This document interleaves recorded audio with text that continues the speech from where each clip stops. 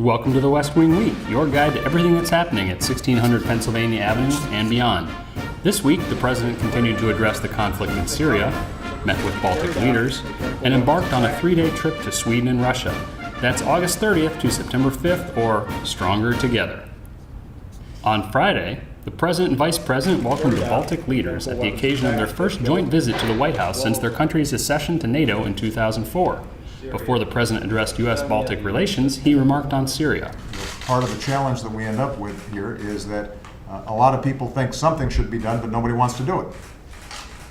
And that's not an unusual situation, and that's part of what allows, over time, the erosion of these kinds of international prohibitions, unless somebody says no. When the world says we're not going to use chemical weapons, we mean it.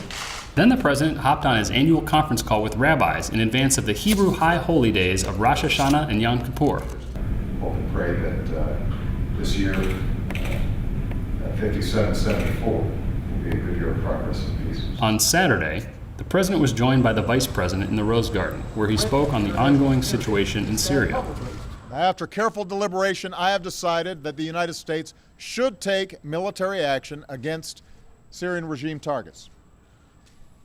The chairman of the Joint Chiefs has informed me that we are prepared to strike whenever we choose. Moreover, the chairman has indicated to me that our capacity to execute this mission is not time sensitive. It will be effective tomorrow, or next week, or 1 month from now. And I'm prepared to give that order.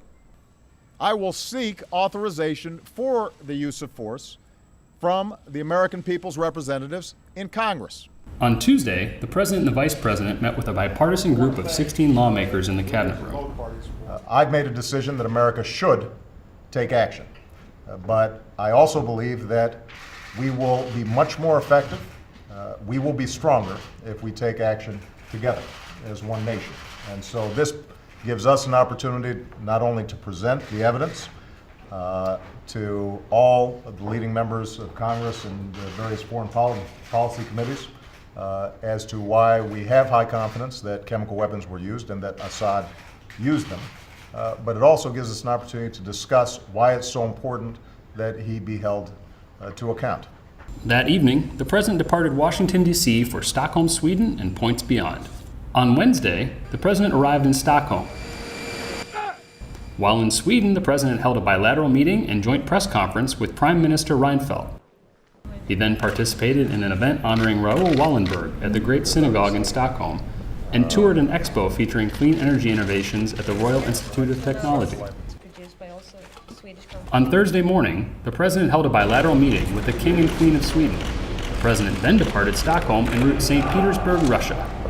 In St. Petersburg, the President would attend the G20 summit. To find out more information on any of these topics or to see complete videos of these events, go to whitehouse.gov. And thanks again for checking out your West Wing Week. Now I'm born and raised in Sweden. Excellent. And I hope that also my children can be born and raised in Sweden. Well, I'm sure they will be. So. Why, do you have a girlfriend yet? No, Okay, well, I'm single. I mean, I didn't know yet. Talking about your children already. I was In the future. Good-looking young man. I'm sure you're Exactly. very eligible.